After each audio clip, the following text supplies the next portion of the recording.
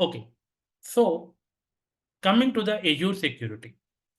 Okay, coming to the Azure Security. So I will share you the PPT once after this class. So what we are going to discuss exactly in our total 60 days, 60 working days. Okay, I'm not saying 2 months, 16 working days. Suppose if you are taking Monday, Tuesday, and Wednesday, if there is a break, so that day will not be counted in our class. So, so total 60 working days we will have the entire classes Monday to Friday, every day 1 hour. Okay, so we will be going through the theoretical as well as practical. Okay, so this is the agenda for this training. So now basically what we are going to cover as part of this training. So the first thing what we are going to cover is the basics about the cloud. So if someone is having some knowledge on cloud, if they are not know about how the cloud works, so what are different type of clouds, what is different service models and all those stuff. So that we will be discussing in 1 or 2 classes. Okay. So we'll be discussing 1 or 2 classes about the basics of cloud. So once we discuss about the basics, the next thing which we are going to discuss about the identity and access management. Identity, access management. So spelling may be mistake. Just ignore it. Okay. Access management.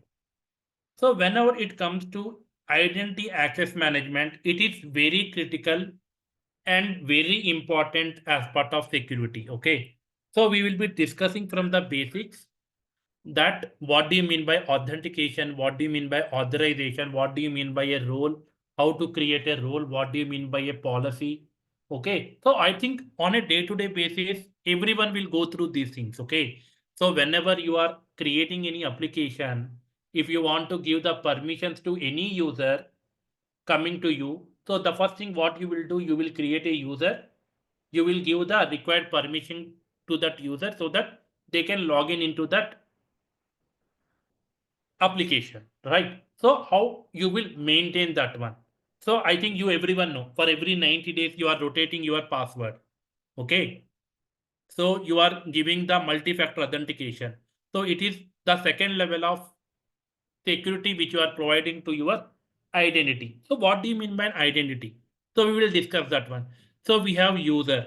So how to create a user? If we have multiple users who is working on the same application, how we need to give the permission at a single time.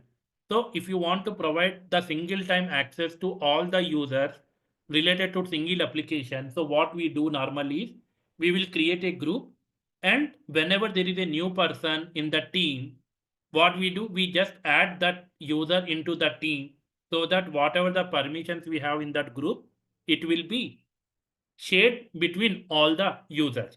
So here we will be seeing user management as well as role management. So what do you mean by role management? Role is nothing but giving permissions to the users. So whenever I talk about the permission, it is nothing but what type of rules I need to write to this user so that he can access the application. Okay. Whenever I talk about any application in your organization, okay, so there will be a single application where you have the data about sales department, HR department, IT department, finance department. So there will be different types of items which we have in a single application. Okay. As a user, you will not have the entire permissions to access to all the items which you already have in that. So what we do, we will give a limited resources or different roles where a user can access the application. So we will be seeing how to do the entire configuration of user management and role management. So in role management, we just basically we talk about the RBAC, role based access control. How we do that one, we will be discussing on the identity access management. Okay, in Azure, what we call identity and access management, we call it as Entra ID. So before the name was Active Directory, but it has been changed to Entra ID recently. Okay. So the next major thing which we are going to discuss here is networking.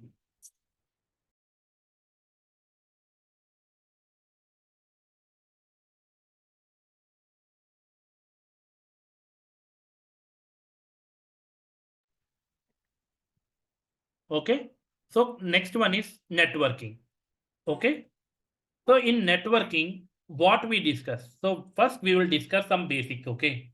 So I think no one knows about the network. So I need to go deep dive into the basics of networking. So we need to understand what do you mean by a network?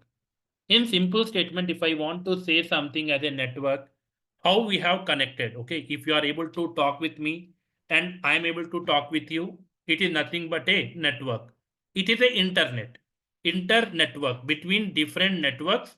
If we are creating some communication that we call normally as the networking. Okay. Network. So there we will discuss what are different types of networking, what are different types. So types of networking we will discuss.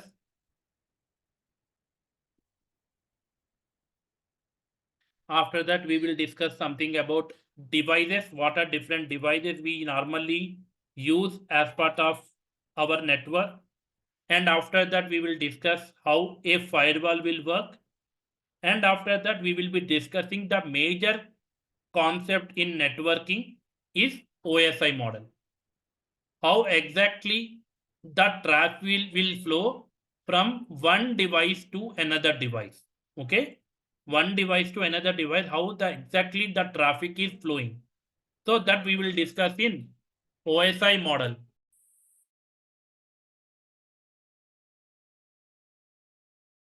Okay. So once these have been completed, then we will go with Azure network. We will call that one as virtual network. Okay. So in this virtual network, we will be discussing how to create a network, how to create the subnetwork. So what do you mean by route tables? So there are multiple concepts. So I don't want to go in depth in that. So if you open Azure portal, so there are different types of networking devices or different types of configuration which you need to do as part of networking. Okay. So why we use network? Because you have a application, and if your application wants to speak with your database, you want to have network. Okay. So application, we will have multiple servers in your application. So you will not install your application on a single machine, right? You will have multiple machines, and we will group that applications over the top of a load balancer. So if you want to speak to this load balancer, there also we require some network. So if I want to speak with your application, I also need some network, right? So suppose if this is internal application within your organization, I require something called as intra network. Intra means within your same network, intranet. And if your application is hosted on a global level, okay, or at the internet level, okay. So how you need to access internet based application, and how you need to access intranet which is hosted only for your organization, right? So I think everyone knows there are some application which will you will be using in your local uh, organization, and there are some applications which will be posted to the entire public. Okay, so who can use that one? For simple example, public application, I can say google.com, facebook.com. But coming to the internal, so they will have multiple applications, right? They can have their own mailbox, okay, which is hosted on their own machines, okay, and related to payslips, related to leave management, related to some learning platforms. Okay, so there are different applications which will be hosted internal to their organization, and there are some applications which will be hosted outside of your organization. So that also we will see how to create that one. So the next one major thing which we will be discussing in virtual network is VPN, and express route. So these are very important concepts which we need to understand as part of Azure. Okay. So these are the things which we will be using in order to communicate between different clouds. Okay. If you want to communicate between different clouds or different different clouds or your on premises. Okay. On premises is nothing but your organization data center. So every organization is having their own data center. In order to connect between these two data center, you require different networking components. So that is nothing but VPN and express route. So these are the things which we are going to discuss as part of network. Okay. The next, the third, okay. The next one is fourth one. The fourth one is related to your data. Okay. So whatever the data you store in your cloud, okay. So how you will protect your data? So data and your secrets. So in secrets, what you will get? Your credentials, your certificates, your keys. So there are so many things. Okay. So majorly what we discuss here is for data, we will be discussing as part of secrets also. First, we will be discussing what do you mean by encryption. After that, we will be discussing something about the hashing, how exactly the hashing works. After that, in secrets, the tool which we use is Key Vault. Azure Key Vault is one of the resource which we will create, and we will see how to store our keys, our passwords, our certificates, so that we don't need to hard code that in our application code. So there is no need to hard code. Hard code means, any idea what do you mean by hard code means?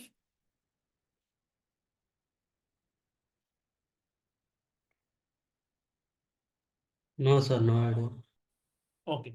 So hard code is nothing but whenever you write your code, in that code itself you are mentioning about the user credentials, that means username and password.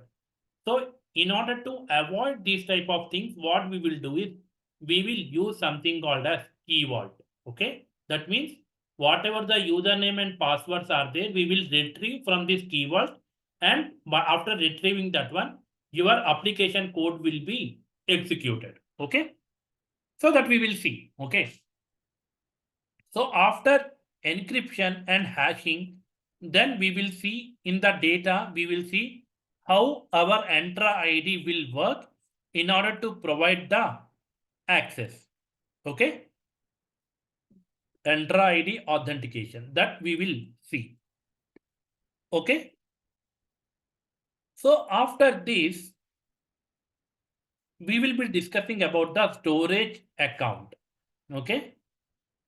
So how we need to create the storage account in order to store your data, and how we will apply encryption, hashing and Entra ID on our storage account.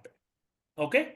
So these are the different things which we are going to discuss on the data and secrets. So any questions till now on the basics of cloud, identity and access management, networking, and related to data? Any question? So feel free to ask. If that may be simple, silly question, if that is not relevant, that is fine, not an issue. If you have any question, just let me know. Sir, if like data means we need to learn any thing like SQL or something for data part. No, I did not get your question. No, you said that for data part, no. Yes. Like to manage the data, do we need to learn any uh, language like SQL?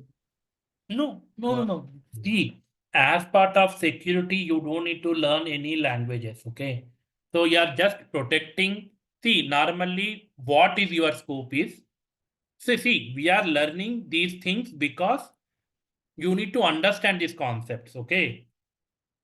See, you need to understand how a network works. okay, how encryption works. Then only you will able to do the security for your application, right? See, I will tell you what exactly a security professional will do. Basically, you need to understand if there is any user, anyone is logging into your application, how you need to give the access to this user. That is first thing. Okay. The second thing is how this application is getting accessed. Okay. So this application is accessed over the internet. Okay. Then how you need to protect this application from hacking. Okay. Okay. That is second point. The third point is if you have stored any data on this application or the devices, how you need to store so that if something is happened, your data cannot be viewed by someone. So in order to avoid these type of things, what you need to do for data is encryption. So what do you mean by encryption? Any idea for anyone? Any idea? See, encryption is nothing but, so you write your code in plain format, right? Which you can read it, right? But what this encryption will do is, it will convert your plain format into unreadable format. So normally in the terms of cyber security, what we say is, we will say as cipher test. So cipher test is nothing but it is which is not readable by human. Okay. You cannot read it. So once you convert this file using encryption, you cannot read that file. After decrypting, so encryption is nothing but plain format to unreadable format you are converting. But once, so where it will happen? So plain format to unreadable format, it will done at the source level. So source level is nothing but from where your data is being sent. Something if I am speaking, what is happening over the internet, my voice is getting encrypted. So whenever you are listening, okay, whenever on your laptop, whenever it will receive, what it will do is it will do the decryption. Okay. So what do you mean by decryption? The reverse of this one. Unreadable format to plain format it will convert. Okay. So plain text to unreadable format, encryption. Unreadable format to plain text, it is decryption. Got it? So why we are learning is how we need to protect our data, how to protect our application, all those things we need to understand. Okay. So that is the point which we are keeping here. Okay. Got it? Yeah, yes, I got it. Okay. Okay. So now, okay. Now the fifth one is about the advanced networking. So whatever the networking we have discussed in previously, that is the intermediate and the beginners one. So coming to the advanced networking concepts. So here we are going to discuss about web application firewall. Web application firewall is the other level of firewall which we will applying over the load balancer. So I will show you. So this is one type of firewall which will protect our application from DOS and DDoS attacks. So DOS attacks and DDoS attacks means, what is that means?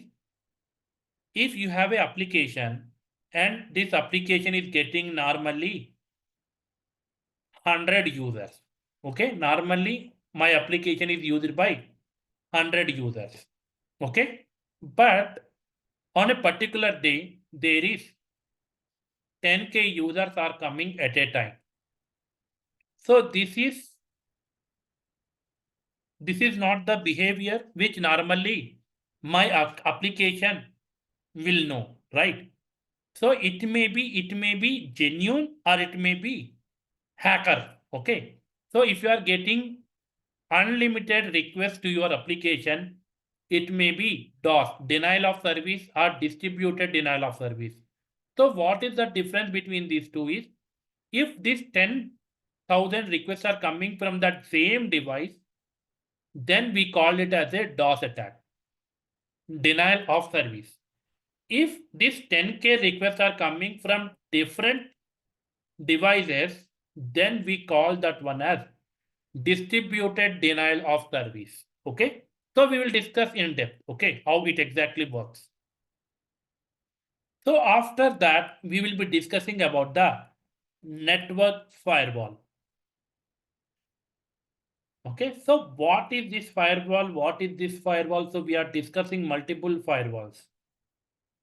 So let me tell you. So anybody had heard about Palo Alto, Checkpoint, FortiGate, these type of names? Have you heard anytime? No. Okay, you have not heard. So these are the firewalls which we normally use for every organization. So something like, you can think this network firewall as if this is a building. Okay.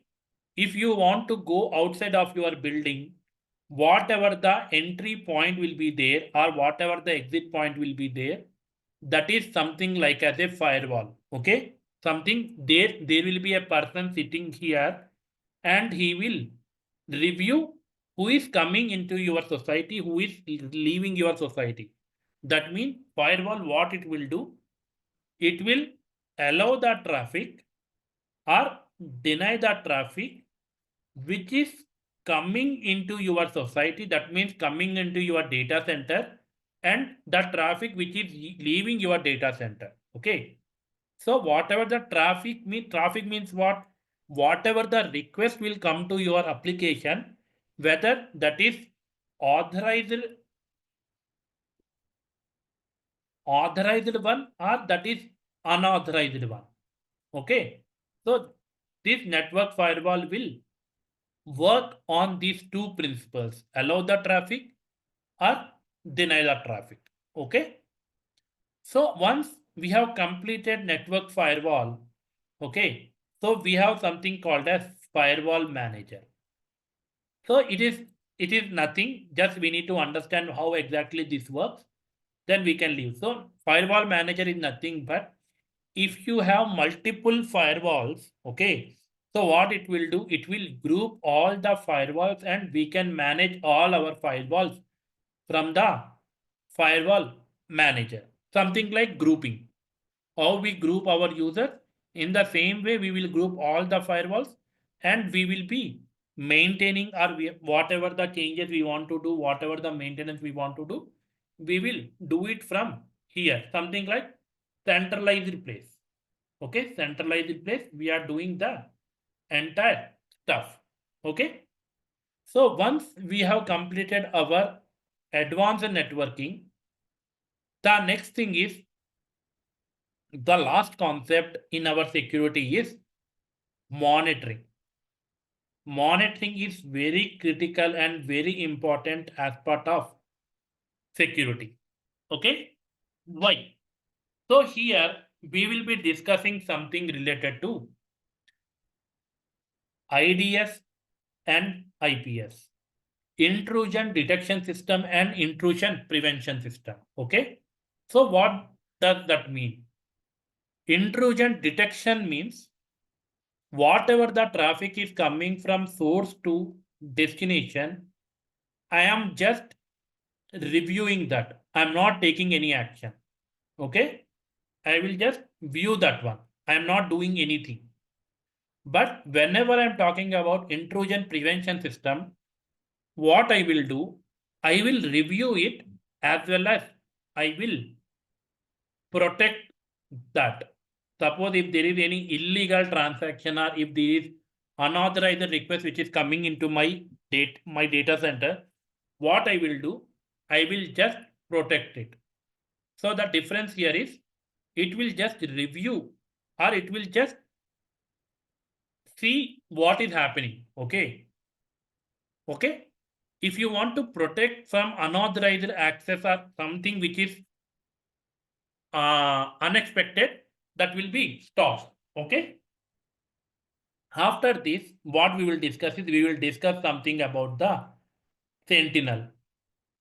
Okay. Sentinel means it is a Splunk type of tool where whatever the logs are there in your application, we will be just uploading here and we will be reviewing it.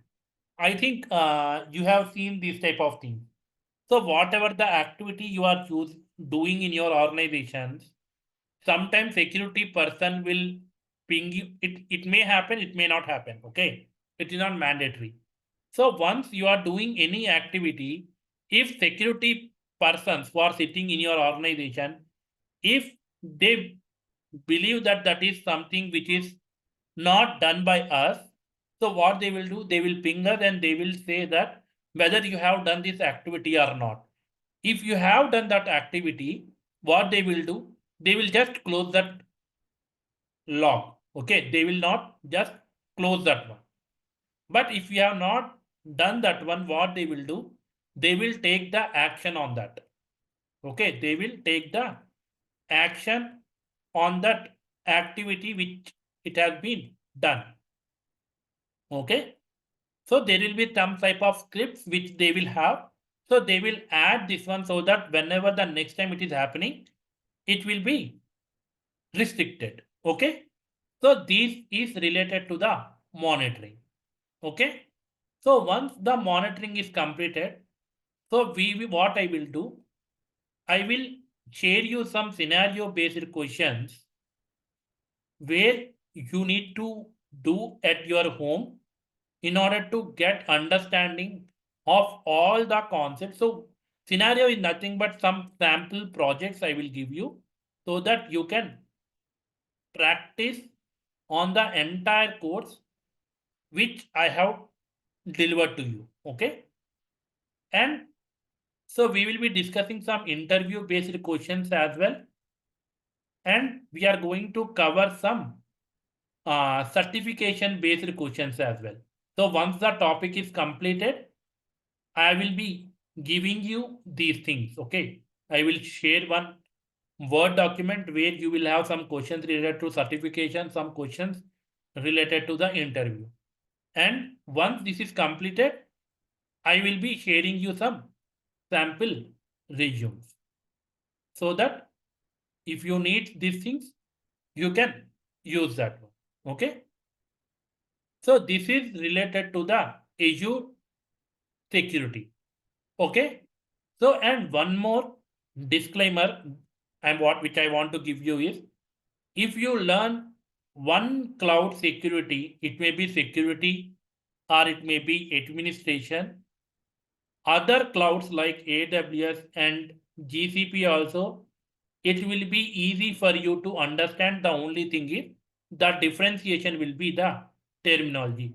The concepts which we are discussing, it will be the same, but whatever we are talking in Azure, it will be different compared to AWS or GCP. Only terminology differentiation will be there, nothing else. Okay.